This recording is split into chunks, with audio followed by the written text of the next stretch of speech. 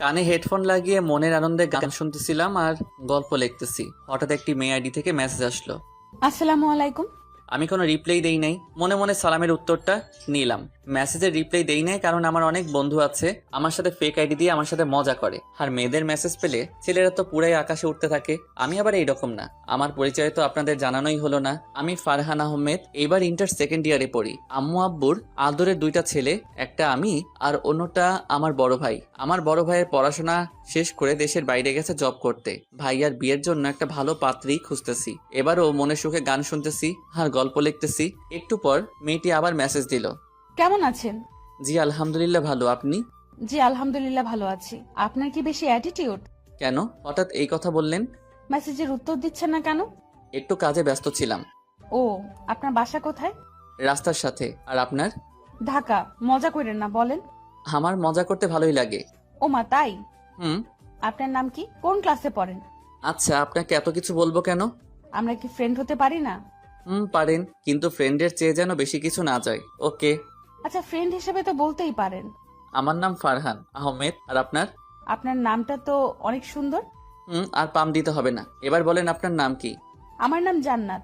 মেয়েটির নাম তো অনেক সুন্দর, বললে কি বিশ্বাস করবে? আচ্ছা বলি, আপনার নাম তো অনেক সুন্দর, মাশাআল্লাহ।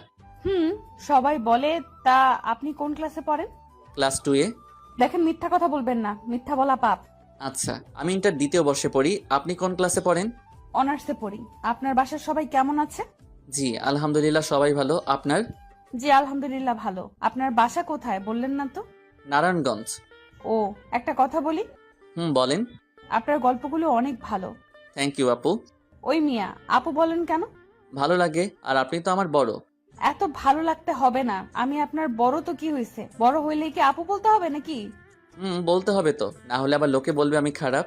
খারাপ বলুক, তবু আমাকে আপু বলবেন না, ওকে? কেন, আপু বললে কি হবে? আপু। বলছি আপু বলতেন না, তো আপু বলবেন না, বুঝছেন? আর একবার যদি আপু বলেন তাহলে তাহলে কি আপু? যান, আপনার সাথে কথা বলবো না। ওকে, না বললেন। আল্লাহ হাফেজ, ভালো থাকেন। ওই ওই, ফারহান, জি বলেন আপু। প্লিজ আমাকে আপু বললেন না, প্লিজ প্লিজ প্লিজ। এত করে যখন বলছেন, আচ্ছা আপু বলবো না। খুশি তো? হুম, অনেক খুশি। আচ্ছা এখন বাই। ওকে। কেন, কোথায় যাবেন? কলেজে যাব। আচ্ছা তাহলে যান। তারপর আমি রেডি হয়ে নাস্তা খেয়ে কলেজে গেলাম। কলেজে গিয়ে বন্ধুদের সাথে আড্ডা দিয়ে ক্লাসে গেলাম। ফারহান, একটা জিনিস নোটিস করছিস? কি জিনিস বন্ধু? ইয়াসমিন তো এদিক তাকিয়ে থাকে। যা, কি বলিস? কোথায় আমি আর কোথায় ইয়াসমিন? ইয়াসমিন হলো আমাদের কলেজের প্রিন্সিপালের মেয়ে, আর আমাদের মাত্র নারায়ণগঞ্জে একটা বাসা, আর তাদের প্রতিটা জেলায় জেলায় আমাদের চাইতে বড় বড় 2-3টা বাসা আছে। ওদের সাথে আমাদের যাই বলেন। কি ভাবছিস রে? কিছু না, স্যার আসছে, কথা বলিস না। সবার পিছনে বসছি, একটু মজা করব বন্ধুদের সাথে। মেয়েদের এদিক থেকে কে যেন শীষ দিচ্ছে।